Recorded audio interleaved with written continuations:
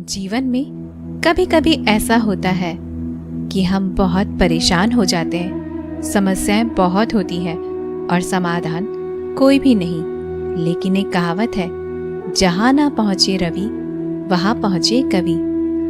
बस उसी प्रकार जब किसी बात का समाधान कहीं ना मिले तो भगवत गीता हर समस्या का समाधान बनती है। भगवत गीता में लिखा गया हर उपदेश एक मंत्र है जो आपके जीवन में आने वाली सभी समस्याओं का अंत कर देती है। आज हम इसी भगवत गीता के 5 मंत्रों को बताएंगे जो आपके जीवन में बहुत काम आएंगे। इसी क्रम में सबसे पहले हम चर्चा करेंगे कर्म की, जिसको लेकर भगवान श्री कृष्ण अर्जुन को गीता का ज्ञान देते हैं और कहते हैं, इंसान को केवल कर्म का ही अधिकार है, उसके फल के बारे में चिंता करने का नहीं। इसलिए तुम कर्मों के फल की चिंता मत करो और कर्म से विमुख मत हो। हम कोई भी काम करने से पहले उसके फल के बारे में सोचते हैं और फिर काम करते हुए भी नतीजे के बारे में सोचते रहते हैं। जब काम की वजह से मनचाहा फल मिलता है तब हम बहुत खुश हो जाते हैं। इससे अहंकार बढ़ जाता है। लेकिन अगर हमारी इच्छा के मुताबिक फल न मिले तो हमारा मन काफी दुखी हो जाता है। यानी हमें फल की इच्छा किए बिना कर्म पर ध्यान देना चाहिए, क्योंकि कर्म हमारे हाथ में है लेकिन फल नहीं। आप अगर अच्छा कर्म करते हैं आपको फल भी मिलेगा। इसलिए निश्चित होकर अच्छे कर्म करते रहिए, बाकी सब ईश्वर के ऊपर छोड़ दीजिए। भगवत गीता में ये भी कहा गया है कि ऐसा नहीं तुम काम ही ना करो और आलसी होकर बेकार बैठ जाओ, क्योंकि काम करके फल की इच्छा और बिना किए ही फल के बारे में सोचते रहना दोनों ही बुरे नतीजे देने वाला है। इसलिए फल की इच्छा के बिना काम करते रहो। श्री कृष्ण का दूसरा मूल मंत्र मोक्ष को लेकर है। इस संदर्भ में भगवत गीता में भगवान श्री कृष्ण कहते हैं कि मोक्ष प्राप्त करना अर्थात केवल ज्ञान संबोधित प्राप्त करना होता है। सफल व्यक्ति केवल वर्तमान में जीता है। आगे श्री कृष्ण कहते हैं, हे अर्जुन, तुम मेरी शरण में आ जाओ, मैं तुम्हें मोक्ष दूंगा। आगे श्री कृष्ण कहते हैं, संपूर्ण संसार ही मेरी संतान है, मैं अपनी संतान के साथ कभी गलत नहीं होने देता। वर्तमान में आपके साथ जो भी घटित हो रहा है वह सब पूर्व कर्मों का परिणाम है।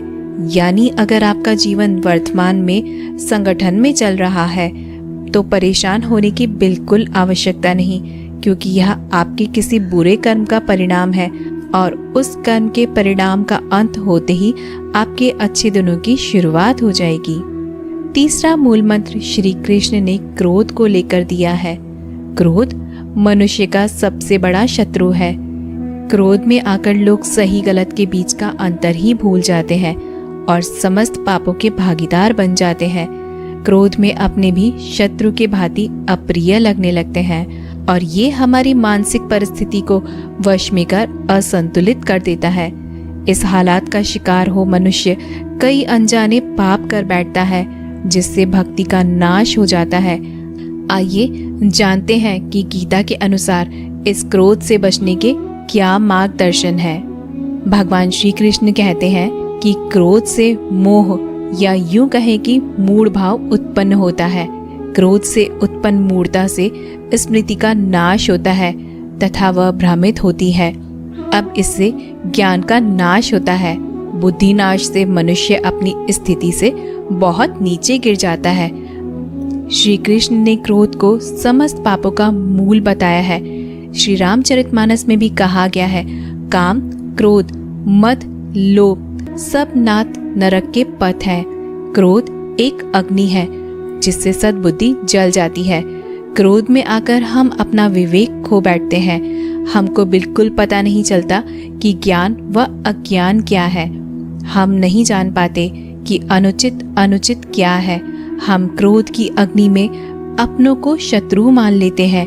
नरक का प्रवेश द्वार क्रोध है। भगवान कहते हैं, क्रोध से मूढ़ भाव उत्पन्न होता है।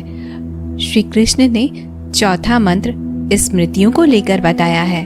भगवत गीता में श्री कृष्ण कहते हैं, मूर्ता का सबसे पहला कार्य होता है स्मृति का विनाश। जब स्मृति मरती है, वे स्मृति आरंभ होती है, तो मानसिक अवस्था असंतुलित हो जाती है।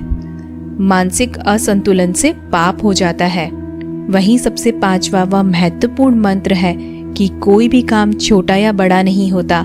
आपको अपने जीवन में कर्म करना चाहिए। बस इतना स्मरण रखिए कि आपके कर्म के कारण किसी दूसरे को दर्द या पीड़ा न हो।